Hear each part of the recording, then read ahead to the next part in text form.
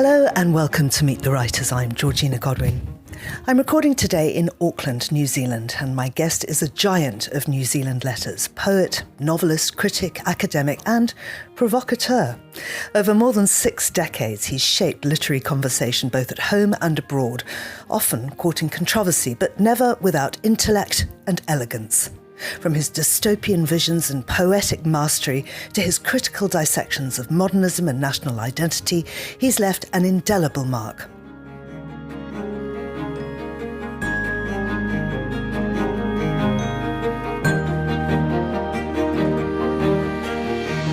C K Stead joins me now. Carl, welcome. Thank you very much. Let's start right at the beginning. You were born in Auckland in 1932. What kind of world did you grow up in, and when did the written word first take hold of you? The written word took hold when I was about 12 or 13 or so, with Keats' Ode to a Nightingale, I think, and Rupert Brooke. And I began to write poetry, and it's come and gone since, but I've never been many years without writing poems. But then from there I expanded to do fiction and short stories and novels and non-fiction because I was an academic, so there were plenty of things literary journalism, I did a lot of that, wrote for the LRB for quite a while. And Auckland, New Zealand, just sort of immediately pre and post-war. Do you remember much about that? Yes, it's very sharply present in my mind, the New Zealand of those days, which was New Zealand without a harbour bridge, without any tunnels, without a sky tower, none of that. It was very much a wooden city, a city made of wood, sitting on the edge of a harbour, a beautiful harbour, and it was a very unsophisticated, undeveloped community, but I was at home in it. I probably still would be, really, if it hadn't changed much. You've had such literary success and yet you choose to stay here. I wonder why. Well, when I was young and in the UK, I was tempted. I was offered academic posts there and I was drawn and eventually I decided I really wanted to be part of what seemed to be developing a New Zealand literature. I had close associations with older people like Alan Curnow and Frank Sargison, who were my mentors, I suppose. So I had this rather naive notion of the creation of a New Zealand literature, and I wanted to be part of that. But I loved London and the UK literary scene so much that I was sorely tempted. So I've never been entirely sure that I made the right. Whichever decision I made, I would subsequently have doubted whether it was right, because the temptations of both were different but strong, and so it's in a way it's resolved itself. But I have come and gone a lot. I've spent a lot of time in the UK. You've spent much of your life thinking and writing about language. Was poetry your first love, or did fiction creep in early on? Well, poetry was my first love, and fiction crept in early on because there were things you can't do in poetry that you want to do in language. But I always enjoyed writing fiction, but poetry wasn't so much an enjoyment. It was more like a compulsion. How so? There are times when you think I haven't written a poem for a long time, so it's time I did that. And you set to, and you work at it, and the outcome is wooden. And then there are other times when things in your life just well up and they need verbal expression, and that turns out to be a poem. You became a professor at the University of Auckland relatively young. Yeah. I wonder what it was like to enter academia at that time, particularly in a country which was really still finding its literary voice. Well, academia was international, so it was really not much different here from what it was anywhere else. And, I went from here and on a scholarship and did a PhD at Bristol, and it wasn't as though it was a huge academic shift from one to the other. So the academic world seemed available to me in either sphere. It was very much international. There were jobs I could have had in America or Australia. My first academic job was in Australia before I did my PhD. I regarded the university as my sort of entrance to the world. It let me into so many things that I would not have had any access to. So I was always very grateful to the academic life, and I sort of enjoyed it, but I also had the hankering to do more writing than I could, and I could never really take lecturing lightly. It was always hard work.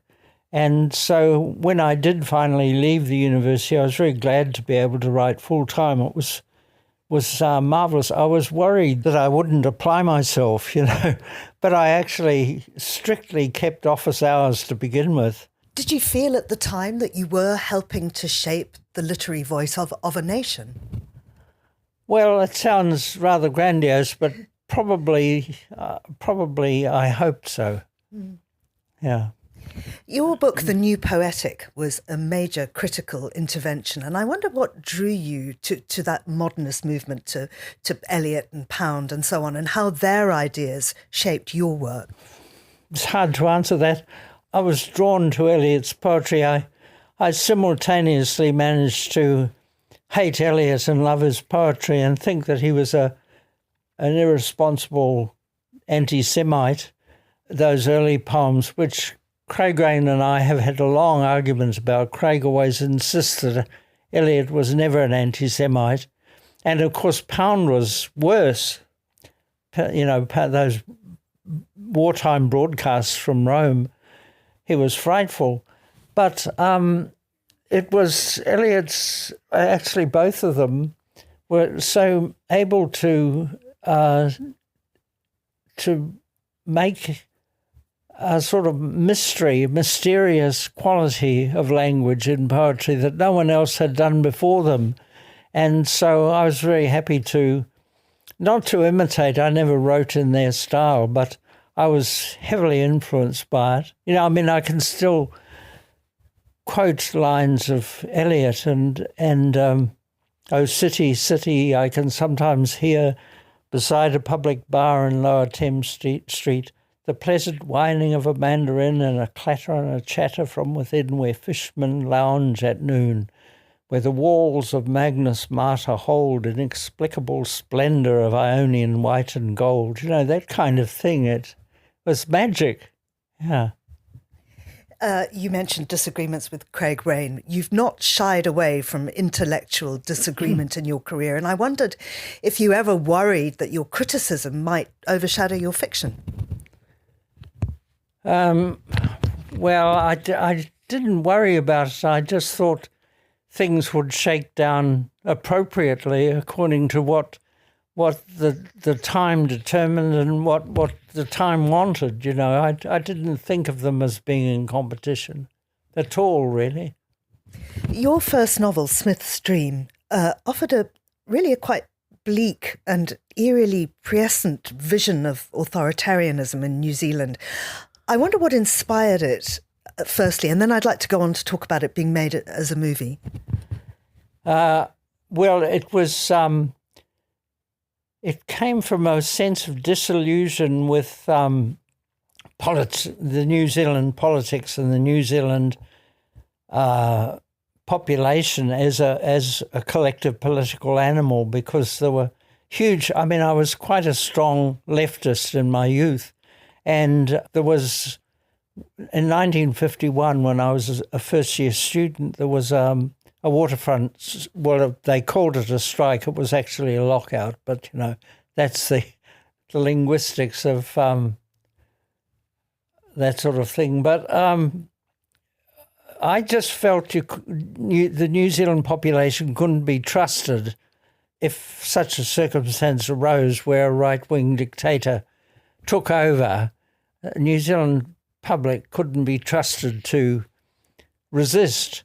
And then the Vietnam War occurred, and so people thought of Smith's Dream as a kind of spoke about it as a kind of prediction for the future. I didn't think of it as a prediction. I just thought it's a what if. What if this situation arose? How would you react to it, Just put yourself in that situation. We're seeing creeping authoritarianism, of course, throughout the world now. I mean, is that in line with what you envisioned?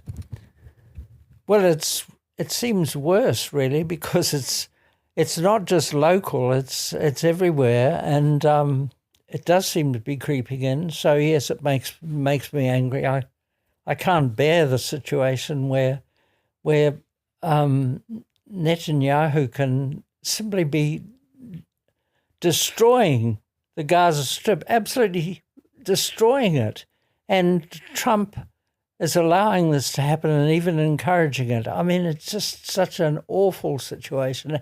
And also the same with Putin saying he was doing a military exercise. He wasn't doing anything else, and then it turns out to be a full-scale invasion.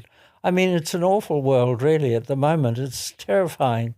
And do you think it's a novelist's duty almost to do as you did with Smith's Dream, to challenge that, to make people think about what's going on in the world? And is enough of that happening? Are we writing against the current situation enough? Well, I have to say, in my later years, and I'm well into my later years now, I have to say my last years, I don't keep up with what's being written at the moment. I read much more slowly, and so I don't know a lot. I can't comment on what's happening at the moment in the literary world, really. But it is, whether it's the writer's duty, I think it's a writer's duty to do what he or she finds it in himself or herself to do, and to do it as well as they can. That's all. I don't think you've got a social duty, really. Mm.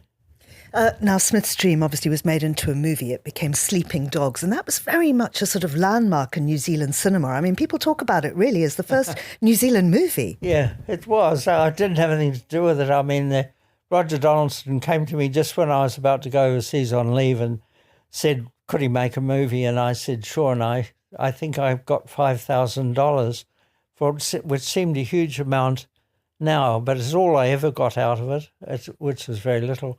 And I still regard it as remarkable, him as remarkable for doing it, in New Zealand. Nobody had done that kind of thing before. So it was a remarkable job, but it's a pretty creaky old movie. Is it due for a remake? Well, actually, there have been attempts at signing me up for a remake, and I was ready. But then there was, I think Roger felt he still had some rights in it, and that was disputed. And it was one of those things where money was offered, but this was being managed by my daughter in London as though she was my agent, And I got some money out of it, but no movie was made. In My Name Was Judas, you take a familiar story and you turn it on its head. I wonder if you could tell me about the impulse to reframe one of the oldest betrayals in literature. Well, that came as a surprise, really. I had, what was it? I'd have to think a moment. Hang on. It was something to do with, I was in France with my wife and writing about D.H. Lawrence in my previous novel, Mansfield. And I said to her, I wouldn't like to have to write a novel about Lawrence. He's so complex. It'd be like trying to write a novel about Jesus. And, and then after that I thought, that's an odd thing to say. And then I started to think, how could I write about Jesus? And it became a kind of earworm, I couldn't get rid of it. The only way to get rid of it was to write it. And then when I did write it, I thought, well, I must at least go to Jerusalem to look at the landscape I'm writing about, because I've never previously written about somewhere I hadn't been. But the novel just took off and I wrote it in 5 months. And Well, I did a lot of research. I knew at the time I was quite a biblical expert, because I find with fiction, if you need something, you become very good at going where you need to go and finding it, and so I became briefly quite an expert in biblical matters, and now and then I can correct somebody. But it's not from any religious upbringing or anything. It's just from having done research for the novel. But I did want to, I had asked myself this question, how would you write about Jesus? And I thought I would have to write it. I wouldn't want to write, a Life of Brian kind of send-up. That would be kind of shallow. But I would like to write it in a way that made the story we all know believable. And to me and to any rational person, I would say it's simply not believable. People don't have virgin births and rise from the dead, It's simply not believable. And I had to create this environment in which Jesus was a tremendously impressive person, and in which these things could be thought to have happened. That's all. You mentioned Mansfield. Of course, yeah. Catherine Mansfield was clearly a towering figure for you. I wonder what drew you to fictionalising her life, and how you balance the biographical with the imagined, which I suppose you could ask about Jesus too, although, as we've established, the biographical wasn't necessarily true. No, well, there's a lot of very solid biography of Mansfield, but I just wanted to write a novel for a change that was away from my own experience entirely, in which there was nobody could say, here's Stead writing about himself again, which often happened. And so here was somebody I really did know a lot about. I had become quite an expert in Mansfield. And so I just, my imagination, once I'd thought of the idea of turning it into a novel, that's where my mind went continually until the novel was written. You've written short stories, novels, poetry, essays. I wonder if they all satisfy different parts of you, or is there one form that you come home to constantly? Well, poetry is the one form I come home to constantly, yeah. I mean, I like telling stories, always have, and making them up, but poetry is the one that matters most to me, because it's the most demanding and the most rewarding and the most mysterious. Is there a readership? Well, damn all, actually, I'm afraid, yes. But poetry persists. There's not so much a readership as a writership. Mm. I remember I chaired a session at the Wellington Writers' Festival with Hans Magnus Enzensberger, a German poet, fine German poet, and he said poetry is the strangest industry. It's probably the only industry in which the producers exceed the consumers. One theme that recurs in your work is identity, national, personal, literary. I wonder how you see New Zealand's identity having evolved through your lifetime, and if that's shaped your writing, or indeed the other way around, perhaps your writings shaped New Zealand writing identity. New Zealand identity has changed enormously over my lifetime, because it has absorbed, it is in the process of absorbing the reality that there are two races, not one. And so the Maori element, which when I was a child, I was not unaware of the Maori presence. I even had a first cousin who was Maori, and he went to school with my sister and I, but with my sister and me, actually. So, I've always been aware of it. And I remember as a child being very aware of the Maori Battalion, which I've also written a novel about the Maori Battalion, but it's the consciousness of it was they weren't, they were kind of very much second-class citizens, and And now, we're being forced to become conscious of it and to kind of absorb some of their ways. I've very much noticed that everywhere I've gone, there seems to be the use of the Maori language, that very much the culture seems to be integrated. But there's a kind of third way too, because your works often had a very European sensibility, intellectually and stylistically. Obviously, you're deeply rooted here in the New Zealand experience. It's a duality, even more than that, with the three strands coming together. And I wonder if that has been a source of tension or creative energy. Both, I think.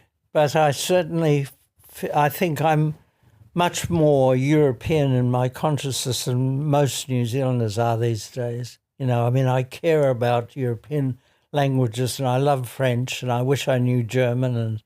And one of my novels, which might be the best I ever wrote, called All Visitors Shore, was inspired by reading Gunter Grass's Dog Ears, Hundredwara. And so there's always been, and also Italy comes into my novels, my writing quite a lot, because I've loved being in Italy. I love being in France. So all of that is there, and it's terribly important to me. You said that you were in your final years, I think was the word that you used, your last years. Yeah. You have tackled ageing and mortality head-on in your later work. Yeah. Do you find that your writing voice has softened or sharpened over time? I don't know. I think it's sharp or soft, depending on what I'm writing about and what the impulse is. I don't think it's changed much at all, probably. I wouldn't like to think that the candle was burning out, You've been New Zealand's Poet Laureate. You've won the Prime Minister's Award. You're a member of the Order of New Zealand. You've just been shortlisted for the Auckland New Zealand Book Prize in the poetry section. I think you've won it several times in the past. Does that formal recognition change anything for you? Well, I have trouble dealing with it, really. I'm inclined to talk about it, and to say I've won this or won that, and then it's always a solecism. I'm not very good at modesty. It's one of my many failings, I think. So, I get so excited. It should be quite touching, because it's somebody who doesn't expect to be the best and then is awfully surprised when he is. Yeah. I can't sort of... Anyway, I've said enough about that. Well, you have a towering reputation, as I was telling you. In Britain, when I said I was coming to Auckland, the one thing was everybody said to me, C K Stead, C K Stead. That's who we think of when we think about New Zealand writing. As I said to you, I think that's probably an exaggeration, but I'm flattered and gratified. Very, very nice to hear. I love to think that my work is not just confined to New Zealand, but that is available beyond. You've had your share of literary dust-ups. Looking back, do you think that those public arguments helped energise the cultural scene, or were they just distractions? And what stays in your mind particularly about some of those confrontations? Well, there isn't one that immediately jumps to my... Oh, yes, there is, yeah. Well, I think in some cases they left me with a feeling of burning injustice, because I thought I hadn't been fairly treated. So, there's a certain amount of... If I think back on them, there's a residue of grudge, but not much. And as for energising, well, I suppose... I think that's really a rather romantic way to think of it. Mm. And in terms of one that does stay with you, is there something you'd pick out? You mean you want an example? Oh, there's a famous long-term case about my being involved in the purchase of a flat. The minister of the time had spare money because they were celebrating New Zealand's sesquicentenary, which was 150 years since the signing of the Treaty of Waitangi, and he had some spare cash, and he thought he'd buy a writer's residence for it. And he had various ideas, and then he thought he'd buy something in London. So he sent me there, and together with the High Commissioner in London, we bought a flat for New Zealand writers as a residence. And this was a marvellous gift. And there'd been so much envy of the fact that the minister had favoured me and sent me to do this, that there was a petition written by about 25 writers saying there wasn't sufficient consultation and that this was a shameful affair. And then the government changed, and that was a Labour government. Only a Labour government would have done a residence for writers. And a national government came in, and they said, well, the writers have shown that they don't much want this, they don't like it, they disapproved of it, so we'll sell it. And so that's been a lingering, it seemed so provincial, terribly provincial. And then there was a movie about a documentary about it, in which, because of the flat was in Bloomsbury, it was as though this was reverting to British, we should be a New Zealand thing, and we were, Bloomsbury and all that. You've published memoirs. You're still writing. What's still to come? Another novel, poems? Well, I feel as though nothing, really. Yeah. I mean, I'd like to think, but I feel as though the cupboard's bare. I don't think there's likely to be anything more. And how does that make you feel? Well, time to stop. I'm quite ready to die. When this question comes up, I say to people, I'm not afraid of dying. I'm afraid of not dying. Because if you don't die and you're 92, all that lies ahead is decline. Everything is declining, So I'd quite like to stop. Yeah. You seem completely fit, healthy, and...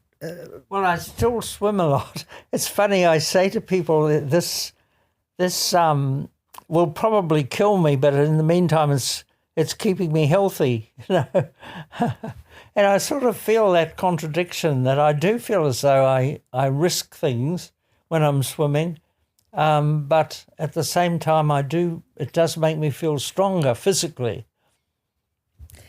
And Carl, if you could be remembered for just one piece of writing, what do you think it would be? Should be a poem. Yeah, it should be, maybe a selection of my best poems. Yeah. Is there one? Yes, there's this is a number, there's one called Quesada. I like that. That's a sequence, which I like very much. And there's another one I wrote straight after I had a stroke, and I was briefly dyslexic and innumerate, and I came out and began to put words together immediately. And I've forgotten what it's called. It might be called Jump, but I'm not sure about that. Actually, I quite like the book that just didn't win the prize, called In the Half-Light of a Dying Day. I think that's one of the best things I've written, that will be good. C K Stead, thank you very much. Thank you. C K Stead's huge body of work, including novels, poems and essays, are widely available. You've been listening to Meet the Writers. Thanks to the producer, Steph Chungu, who also edits the show. Thanks also to the Auckland Writers' Festival and to the Ockham New Zealand Book Awards for facilitating this interview. You can download this show and previous episodes from our website or wherever you get your podcasts. I'm Georgina Godwin. Thank you for listening.